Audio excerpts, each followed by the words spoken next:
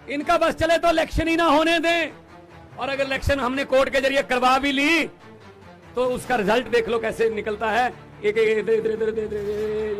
चलो चलो चलो मीडिया वालों आप भी सुन लो, देखो पीड़ित आप भी लोग बहुत होंगे। अगर 2024 में ये किसी न किसी तरीके से खुदा ना खास्ता ये आ गए तो नरेंद्र मोदी का नाम नरेंद्र मोदी नहीं रहेगा, नरेंद्र पुतिन बन जाएगा भाई साहब। अगर किसी नदिया के घाट पर ये नेता लोग बस जाते तो जनता के प्यासे होंठ 2 बूंद पानी के लिए भी तरस जाते। गनीमत है कि मौसम पर हुकूमत चल नहीं सकती, वरना सारे के सारे बादल भी इनके खेतों में ही बरस जाए। सारी वोटें इनकी होती हैं, बस जिसको मर्जी डालो वोट बीजेपी को होती है, बस हद है।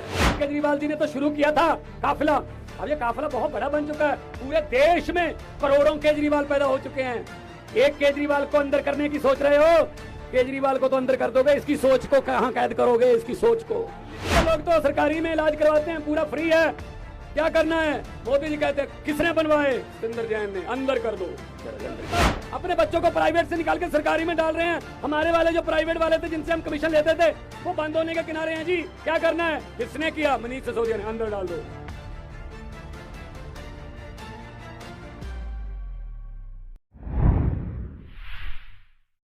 आज लोकतंत्र को बचाने के लिए इस देश में बाबा साहब के द्वारा लिखे हुए संविधान को बचाने के लिए आपका अपने अपने घर से निकलकर आना इस बात का संकेत है कि ये देश किसी के बाप की जागीर नहीं है, ये 140 करोड़ लोगों का देश है।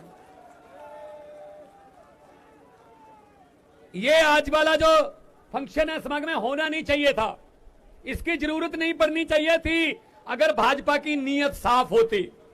आपने देखा 30 जनवरी को 2 दिन पहले कैसे चंडीगढ़ में वीडियो के सामने एक आदमी आम आदमी की वोटों को काट रहा है और पता नहीं कौन सी वोटों को बीजेपी के बक्से में रख रहा है। पता नहीं क्या गलती होगी बीजेपी से, इनकी प्लानिंग के मुताबिक काम नहीं हुआ, वरना वीडियो बंद करवा देते ये, क्योंकि ये पहली बार नहीं हुआ, कैमरे पे पहली बार आया है। करते तो पहले से ही रहे हैं, एमसीडी में भी किया है साथ दिल्ली में। तो आज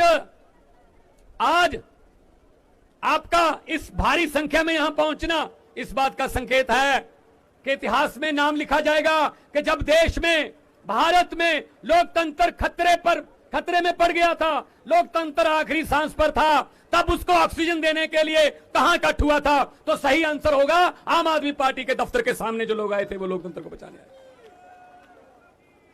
हमारे एमएलए साहबान बैठे हैं, हमारे मेयर बैठे हैं, हमारे एमपी साहब आए हैं लोकसभा के, पंजाब से मेरे साथी आए हैं।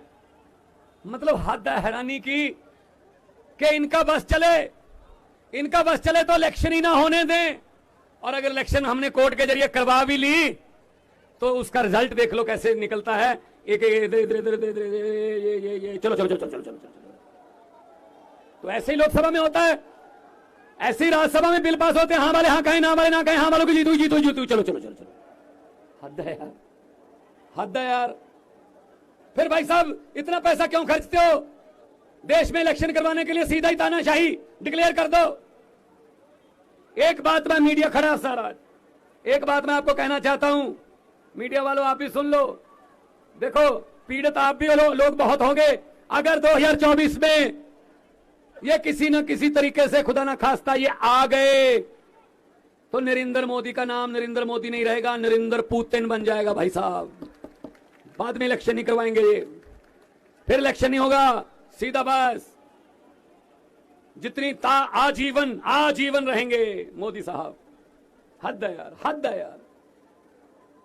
तो फिर शहीद भगत सिंह, राजगुरु सुखदेव, चंद्रशेखर आजाद, लाला लाजपत राय, सुभाष चंद्र बोस की आत्मा आज तड़पती होगी। क्या इस वोट के अधिकार को लेने के लिए हमने कुर्बानियां दी थी? क्या 22 साल की उम्र में इस वोट के अधिकार के लिए हमने रस्से चूमे थे फांसी के? उनकी आत्मा तड़पती होगी भाई साहब। ये वोट है यार, कमाल है। वोट कहीं और डलता है, निकलता कहीं और है, रिजल्ट कहीं और निकल रहा है। ये कितनी देर चलेगा? तो आपका यहां पे आना हमारे लिए इसलिए सुखद है कि हम लड़ेंगे, जैसा कि गोपाल भाई कह रहे थे, लड़ेंगे और जीतेंगे। और पंजाब से आया हूं, सबसे बड़ी लड़ाइयां पंजाब ने लड़ी हैं। देश की आजादी की लड़ाई में 90% कुर्बानियां पंजाबियों की हैं भाई साहब। आज भी बॉर्डर पे पंजाबी खड़े हैं, कोई गोली दुश्मन देश से भारत की तरफ आती है, सबसे पहले पंजाबी सीना उसके सामने होता है, पंजाबी सीना। तो हम ऐसे कैसे लूटने दे देंगे अपने देश को? हम ऐसे कैसे किसी के हाथ में देश को दे देंगे? हमने लिया, हमारे पुरखों ने कुर्बानियां दी हैं भाई साहब। ये कौन है? ये कौन है हमें देशभक्ति का सर्टिफिकेट देने वाले? ये कौन है सर्टिफिकेट देने वाले? जब देश का बंटवारा हुआ 10 लाख बंदा मरा। कौन मरा? हमारे नाने नानियां, हमारे दादे दादियां।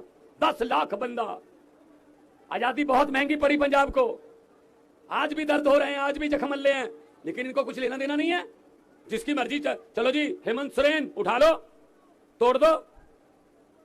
चलो जी, एकनाथ शिंदे बना दो, राज्यपाल को सुबह 4 बजे जगाओ, ओथ कराओ, ओथ कराओ। चलो जी, मैं ओथ लेता हूं, शपथ लेता हूं, मैं किसी को नहीं बताऊंगा नहीं मैं। चलो जी, शुक्र है। ये चल रहा है देश में। गवर्नर हमें तंग कर रहे हैं, ममता दीदी को गवर्नर तंग कर रहे हैं, पंजाब में गवर्नर तंग कर रहे हैं। बात बात पे कह देते हैं ये लीगल नहीं है, ये लीगल है, ये चुनी हुई सरकार है भाई। इलेक्टेड राज करेंगे या सिलेक्टेड राज करेंगे? लोकतंत्र में इलेक्टेड राज करते हैं, सिलेक्टेड नहीं करते। इन्होंने सिलेक्टेड की आदत डाल दी है। तो मैं ये कहना चाहता हूं, मैं आपको ये कहना चाहता हूं कि भगत सिंह, राजगुरु, सुखदेव के वारिस बनेंगे। उनके द्वारा दी गई आजादी, उनके द्वारा दिया गया खून अजाई नहीं जाने देंगे भाई साहब। हम किसी के हाथ में ऐसे देश नहीं दे देंगे।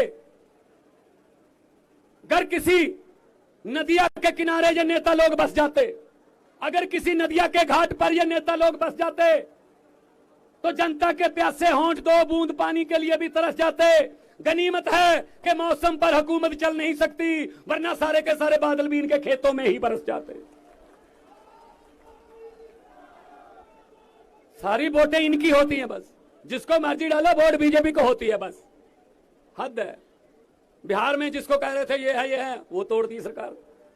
ये ऐसे कर लो जी, अब ऐसे कर लो। इन्होंने ऐसे बना रखा है देश को जैसे शतरंज की खेल होती है। ये गोटी यहां रख दो, ये यहां रख दो, राजा यहां रख दो, प्यादा यहां रख दो, वजीर यहां रख दो, ऐसे बना रखा है।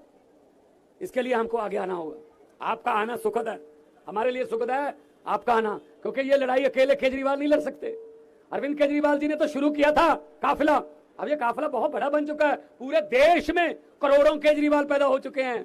एक केजरीवाल को अंदर करने की सोच रहे हो? केजरीवाल को तो अंदर कर दोगे, इसकी सोच को कहां कैद करोगे? इसकी सोच को पूरे देश में कितने करोड़ केजरीवाल पैदा हो गए? इनका एक ही तरीका है, काम करने का तरीका एक ही है। कोई आके बताता है बड़े साहब को, मोदी जी को, कि जी सतिंदर जैन ने स्कूल बनवा दिए, अस्पताल, सतिंदर जैन ने अस्पताल बना दिए।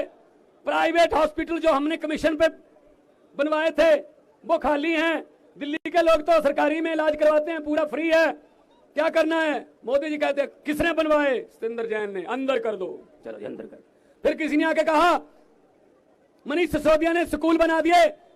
जिस सरकारी स्कूलों में पढ़ाई हो रही है, नीट के टेस्ट क्लियर कर रहे हैं, आईआईटी में जा रहे हैं बच्चे, सरकारी स्कूलों के पढ़े हुए माता पिता अपने बच्चों को प्राइवेट से निकाल के सरकारी में डाल रहे हैं। हमारे वाले जो प्राइवेट वाले थे, जिनसे हम कमीशन लेते थे, वो बंद होने के किनारे हैं जी। क्या करना है? किसने किया? मनीष सिसोदिया ने, अंदर डाल दो जी। राज्यसभा में आपका मोदी अडानी भाई भाई के नारे लगा रहा था। कौन लगा रहा था? संजय सिंह, अंदर कर दो जी। जहां पूरे देश में, मध्य प्रदेश, छत्तीसगढ़, जहां भी जाता केजरीवाल सुपड़ा साहब हो जाता बीजेपी का। क्या करना है? ईडी का नोटिस भेज के अंदर डाल दो। मैं इनको ये कहना चाहता हूं, बीजेपी वालों को कहना चाहता हूं कि हम वो पत्ते नहीं जो शाख से टूट कर गिर जाएं। हम वो पत्ते नहीं जो शाख से टूट कर गिर जाएं। आंधियों को कह दो अपनी औकात में रहें, अपनी औकात में। तो आज अरविंद केजरीवाल साहब नेशनल कन्वीनर हैं, जिन्होंने लड़ाई शुरू की है और लड़ाई निरंतर जारी है। मुख्यमंत्री बन गए 3री बार दिल्ली के, लेकिन लड़ाई निरंतर जारी है। इनके भाग्य में लिखा ही यह है कि पूरा देश साफ करना है झाड़ू से। झाड़ू से पूरे देश की सफाई इनके भाग्य में लिखा है। अकेला दिल्ली तक सीमित नहीं रखेगा परमात्मा इनको आगे बढ़ने, आगे जाना पड़ेगा। देश की जरूरत बनेंगे ये। तो मैं डॉक्टर संदीप पाठक जो हमारे राज्यसभा के एमपी हैं, मेरे सामने सौरभ भारद्वाज बैठे हैं, मेरे सामने सारी हमारी कैबिनेट बैठी है। पहली पार्टी है जिसकी 10 सालों में 2 स्टेटों में सरकार है और 11 एमपी हैं, 10 राज्यसभा के, 1 लोकसभा का। और गुजरात में 5 एमएलए हैं, एमसीडी है यहां पे, और गोवा में 2 एमएलए हैं, और परमात्मा ने सब कुछ ठीक रखा। सुप्रीम कोर्ट में कल गए हुए हैं, चंडीगढ़ वाला चुनाव कैंसिल हो जाएगा, चंडीगढ़ भी हमारे पास आएगा, चंडीगढ़ भी हमारा।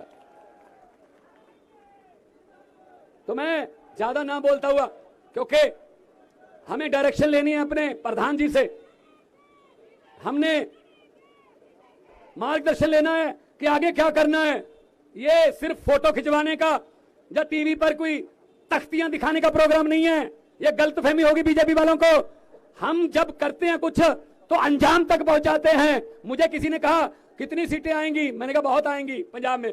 कहते सर्वे में नहीं आ रहे। मैं कहा आम आदमी पार्टी है, सर्वे में नहीं आती, सरकार में ही आती है। हम किसी सर्वे में नहीं आते भाई साहब, हम तो सीधा सरकार में आते हैं। तो 2 नारे, दोनों हाथ ऊपर उठा के, इनकलाब इनकलाब, बोले सो निहाल। बहुत बहुत धन्यवाद, बहुत बहुत मेहरबानी, आपने प्यार से सुना। और ऐसा ही संघर्ष जारी रखना है, लोकतंत्र बचाना है। देश हमारा है, ये किसी के बाप की जागीर नहीं है। बहुत बहुत धन्यवाद।